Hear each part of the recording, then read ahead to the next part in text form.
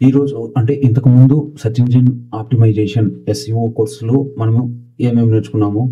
ఒకటి వచ్చిందని how SEO works, next analyse, next ఏం నేర్చుకున్నాము మానిటరింగ్. నెక్స్ట్ ఇప్పుడు వచ్చి ఆప్టిమైజేషన్లో వచ్చిందనేసి 3 టైప్స్ ఉంటుంది. ఒకటి ఆఫ్ పేజ్, ఒకటి ఆన్ పేజ్, ఒకటి టెక్నికల్ అనమాట ఆప్టిమైజేషన్లో.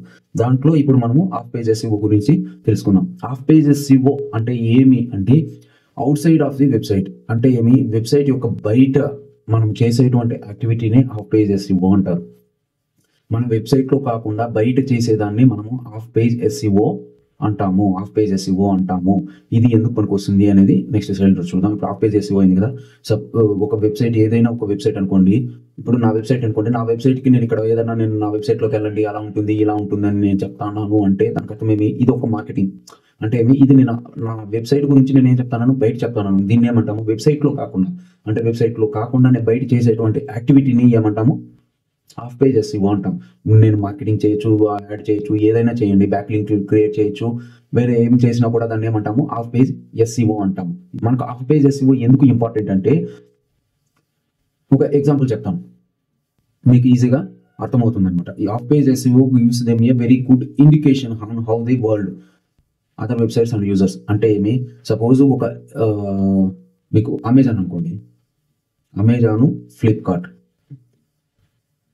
ఏమి ఇవి 2 వెబ్సైట్లు. అమెజాను, ఫ్లిప్కార్ట్ అనేది 2 వెబ్సైట్లు. ఈ అమెజాన్కి ఒక మంత్లీ ట్రాఫిక్ వచ్చి 1 మిలియన్, దీనికి 900 అంటే 9 లక్షల మంది, 900K అనుకోండి, 9 లక్షల మంది దీనికి వస్తున్నారు. దీనికి 1 మిలియన్ అంటే 10 లక్షల మంది వస్తున్నారు. ఓకేనా, ఇది ట్రాఫిక్ గురించి. దీని బ్యాక్ లింక్ ప్రొఫైల్ వచ్చిందనేసి 10K, దీనికి 5K బ్యాక్ లింక్స్. నెక్స్ట్ దీంట్లో ప్రోడక్ట్స్ వచ్చిందని వేరేగా ఉంటాయి, దీంట్లో ప్రోడక్ట్స్ అన్ని సేమ్, మ్యాక్సిమం సేమ్గా ఉంటుంది. ఇది 10K, ఇది 5K. ఓకేనా, అర్థమైందా. నెక్స్ట్ వచ్చిందనేసి ఏమి, నేను ఒక ఎగ్జాంపుల్ చెప్తాను. ఇప్పుడు మనం ఏదైనా ఒక మూవీ రిలీజ్ అయింది అనుకోండి, ఆ మూవీని మనం ఏం చేస్తాము, బుక్ మై షోలో పోయిందని, పేటిఎంలో పోయిందని దాని రివ్యూస్ చూస్తాం. ఇప్పుడు ఒక మూవీకి 100K రివ్యూస్ వచ్చాయి, దాంట్లో వచ్చిందని అంత 4.5 ఇచ్చారనుకోండి, అంటే నీకేమనిపిస్తుంది, మూవీ బాగుంది, ఆ తర్వాతనే నువ్వు వెళ్తావు.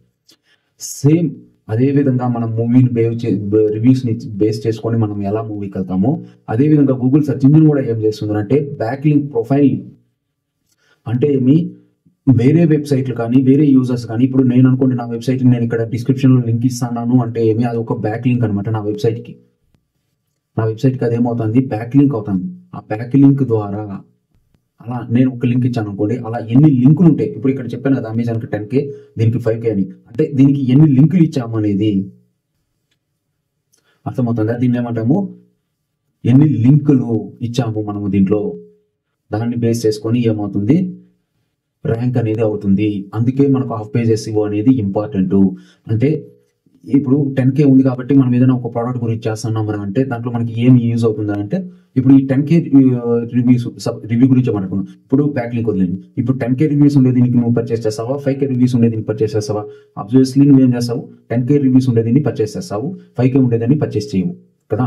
సేమ్ అదే విధంగానే బ్యాక్ లింక్, ఇప్పుడు వెబ్సైట్ గూగుల్ సెర్చ్ ఇంజిన్ ఏది రికమెండ్ చేస్తుంది ర్యాంకింగ్లో అంటే అమెజాన్ రికమెండ్ చేస్తుంది. ఎందుకంటే బ్యాక్ లింక్ ప్రొఫైల్ అనేది హైగా ఉంది. మళ్ళీ బ్యాక్ లింక్ ప్రొఫైల్లో మళ్ళీ చాలా ఉన్నాయి, no follow, do follow, authority score, ఇవంతా నేను నెక్స్ట్ వీడియోలో చెప్తాను. ఇప్పుడు అర్థమైంది కదా back link profile. A useful website is more likely to have references, అదే లింక్స్ చెప్పాను కదా, from the other websites. It is more likely to have mentions on social media. ఏ వెబ్సైట్కి అయితే ఎక్కువ లింకులు ఉంటాయో, అమెజాన్కి 10K, ఫ్లిప్కార్ట్కి 5K, సో దీన్ని రికమెండ్ చేస్తుంది. నెక్స్ట్ సోషల్ మీడియా మెన్షన్స్, ఫేస్బుక్లో, ట్విట్టర్లో ఎలా సోషల్ మీడియా ప్రొఫైల్ క్రియేట్ చేసి ఎలా ఏదైతే చేస్తావో దాన్ని బట్టి ఇది క్రియేట్ అవుతుంది, చేంజ్ అవుతుంది ర్యాంకింగ్ అనేది దీనికి. ఎందుకు మనకు ఆఫ్ పేజ్ ఎస్ఈఓ ఇంపార్టెంట్ అంటే, ఈ బ్యాక్ లింక్ ప్రొఫైల్ని ఎంతమంది రెఫరెన్స్ చేస్తున్నారు అనే దీన్ని బట్టి మనకు ర్యాంక్ అనేది డిపెండ్ అవుతుంది. దానివల్ల మనం బ్యాక్ లింక్ ప్రొఫైల్ అనేది క్రియేట్ చేస్తాము. Benefits of page SEO. The of page SEO వల్ల ఏమి అంటే, by getting more back links website will rank higher position in such result page through this website gets more traffic also. అంటే నేను ఇక్కడ దీంట్లో వచ్చిందని వెబ్సైట్ గురించి మాట్లాడతాను.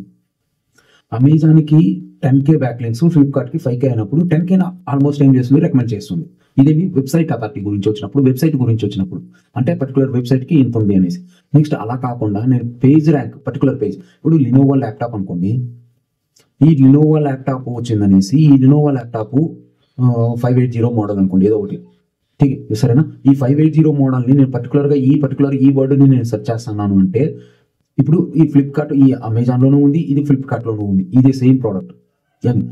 మీకు దీంట్లో అమెజాన్లో వచ్చిందని ఈ ప్రోడక్ట్కి వచ్చిందని 10K రివ్యూస్ ఎగ్జాంపుల్ చెప్తాను. 10K రివ్యూస్ ఉంది అనుకోండి, ఫ్లిప్కార్ట్లో వచ్చిందని 5K రివ్యూస్ ఉంది. నువ్వు నార్మల్గా నువ్వేం చేస్తావు, ఇప్పుడు దీంట్లోనూ 4.5 ఉంది, దీంట్లోనూ 4.5 ఉంది.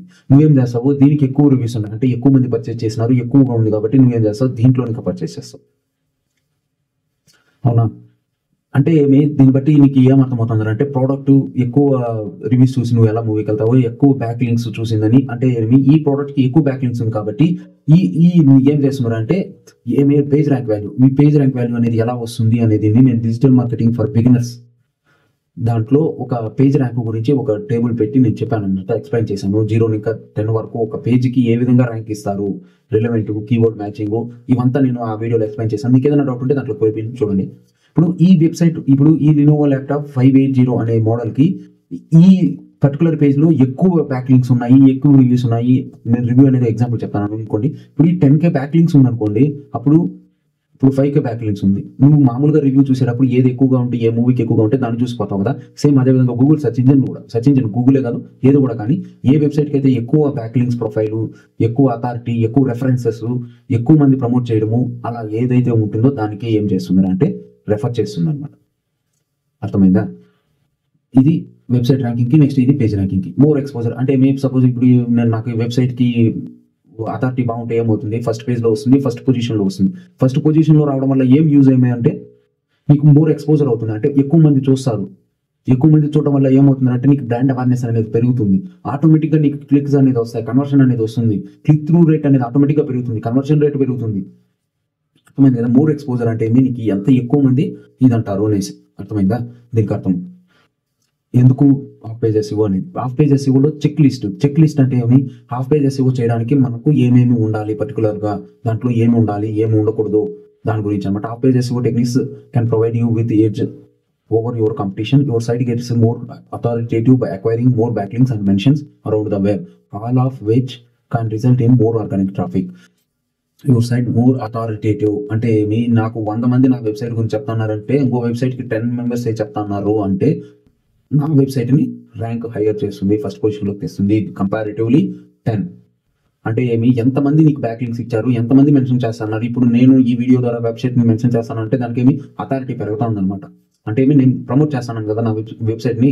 సో దాన్ని ఏమంటాము, అరౌండ్ ద వెబ్ అంటే ఆర్గానిక్ ట్రాఫిక్ ఎక్కువ రావడానికి ఛాన్సెస్ ఉంది. ఈ 9 పాయింట్స్ ఒక్కొక్కరు ఒక్కొక్క విధంగా చెప్తారు. నేను రీసెర్చ్ చేసి నాకు అనిపించింది, నేను ఇక్కడ ఏం చేశాను, ఈ 9 పాయింట్స్ని పెట్టాను అనమాట. దీన్ని బట్టిందనేసి మీరు ఏం చేస్తారు, ఎన్ని బ్యాక్ లింక్స్ ఉంది, ఇవంతా మీరు అనలైజ్ చేసిందనేసి చేయాలన్నమాట. ఓకే, ఇప్పుడు నెక్స్ట్ టాపిక్లో దీని గురించి తెలుసుకుందాం.